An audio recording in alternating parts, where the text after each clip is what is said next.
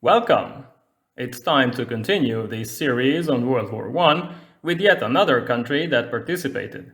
Greece is somewhat special in this regard, because at first the country did not officially join either side, and yet fighting continued on its territory after the fall of Serbia. Let's see how this happened. Like most Balkan countries, Greece also increased in size in the two Balkan wars, but it still had territorial demands in the region. Thessaloniki was taken, along with Epirus, parts of Macedonia, and several islands. Their army scored victories on land, while the navy blockaded the Dardanelles and beat the Ottoman fleet twice. Greece doubled in size, but wanted more land in Macedonia and Thrace, all the way to Constantinople, which was seen as the old capital of all Greeks. Even before signing the peace treaty, in March 1913, King George I was assassinated by an anarchist. He was succeeded by his son as Constantine I, a very popular figure due to his role in the wars.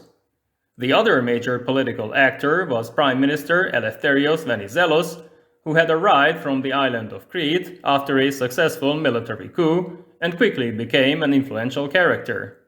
In the summer of 1914, war almost broke out with Turkey due to the mistreatment of Greeks in Anatolia. The occupation of Gallipoli was even contemplated, but conflict was averted by a Turkish offer to negotiate, and also due to Bulgaria's hostility. When the Great War commenced not long after, the country remained neutral, but internally it was deeply divided. Despite a treaty of mutual assistance, Serbia would not be saved by Greece, but opposing views regarding the war's possible outcome prevented action anyway. The traditional elite supported the king, who believed Germany would win, while the middle class was behind Venizelos, who preferred the Entente, while Chief of Staff Metaxas was already toying with proto-fascist ideas. A Serbian request for help was thus refused, but Greece didn't join the Central Powers either, although southern Albania was occupied in late 1914, angering the Italians. Venizelos made an offer to the Entente, but Britain and France preferred Greek neutrality and were busy trying to win over Bulgaria instead. In December, Serbia repeated its request for aid, this time backed by the Entente, but seeing that Romania would not enter the war, Greece once again refused. Venizelos offered his resignation to the king, but he was rejected. The rift between them deepened. It became known as the National Schism. The Ottoman Empire's entry to the war further complicated the situation, and when in February 1915 the Gallipoli campaign was launched, Venizelos offered Greek assistance. The king was against this. In March, he accepted the prime minister's resignation, but his Liberal Party won the next election, so by August, Venizelos was back in power. A month later, Bulgaria joined the Central Powers, so Greece mobilized, but the process was delayed due to a lack of officers and infrastructure, especially in the recently conquered northern territories. The country would not join the Entente without significant military assistance, but Serbia was exhausted, so Venizelos asked the French ambassador to send Entente troops to Saloniki. After some misunderstandings with the local Greek forces, after which tense moments followed, British and French troops landed there, but Venizelos was once again dismissed by the king. A new government was formed under Alexandros Zaimis. They would not enter the war, although this time Britain offered to cede Cyprus in return. When Serbia fell in October, 150,000 troops landed at Saloniki. They tried to link up with the retreating Serbs, but Skopje was held firmly by the Bulgarians, so they had to retreat behind the Greek border, where Bulgarian and German troops stopped, for now. In Athens, the government fell. The new cabinet proposed to disarm Entente forces around Saloniki, but British and French pressure forced them to compromise. Allied troops could remain at the city. Greece would remain neutral, even if the area was attacked by a foreign power, while the Entente returned some islands they had occupied. 3 French and 5 British divisions entrenched themselves at the city, while most Greek divisions were assembled in eastern Macedonia, facing Bulgarian 1st and 2nd armies. By this time, Greek neutrality became a joke. Both sides were present within the country's territory. Germany demanded free movement for its troops there. The Entente simply took the island of Lesbos and imposed a limited embargo on Greek coal and wheat imports. Then the French occupied Corfu, where they transported the remnants of the Serb army. These troops were subsequently shipped to Saloniki, disregarding Greek protests, boosting Allied forces there to 300,000. Both sides took over a number of Greek forts in the region. The government instructed its troops not to resist such attempts.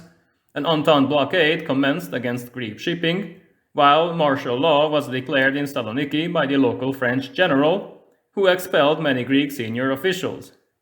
Bowing to Entente pressure, parts of the Greek army were demobilized, new elections were declared, and former Prime Minister Zaimis returned to power. On the newly established Macedonian front, a Bulgarian offensive was launched in August 1916. Greece asked for Entente military and financial assistance, but received no reply, after which Greek forces retreated without fighting. Romania finally entered the war. The Venizelist faction and their opponents both held massive rallies in Athens, accusing each other of being agents of foreign powers. Venizelist officers then staged a coup in Saloniki, taking over the city and purging all loyalist officers, and while this action was first condemned even by Venizelos himself, it soon gained more support elsewhere, and the former prime minister joined their National Defense Council. Greece effectively split into two, with the Venizelist faction controlling the north and Crete, while the central regions remained loyal to the king.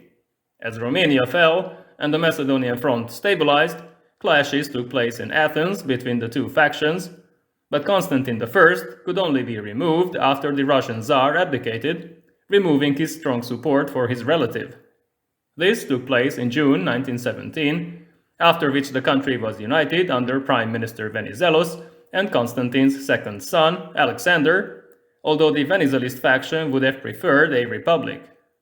Greece declared war on the Central Powers, 10 divisions were raised, but the stalemate continued at the front. In May 1918, Bulgarian forces were attacked and defeated by a coalition of Greek, French, British, Serb, and Italian troops. In September, the offensive continued, and exhausted Bulgaria soon asked for armistice, Austria-Hungary fell apart, and Hungary soon offered surrender, signing the Belgrade Armistice. Greek forces participated in the campaign. They suffered 5,000 casualties.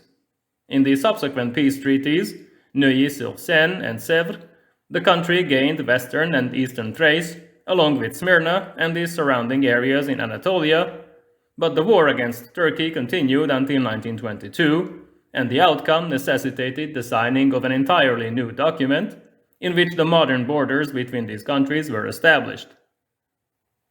Since I have already talked about the Greco-Turkish War in a previous video, I will not go into detail here, but I will soon upload an episode on interwar Greece, explaining what happened in the country between the two major conflicts. Until then, enjoy my other videos, subscribe, and adore my creations. See you around!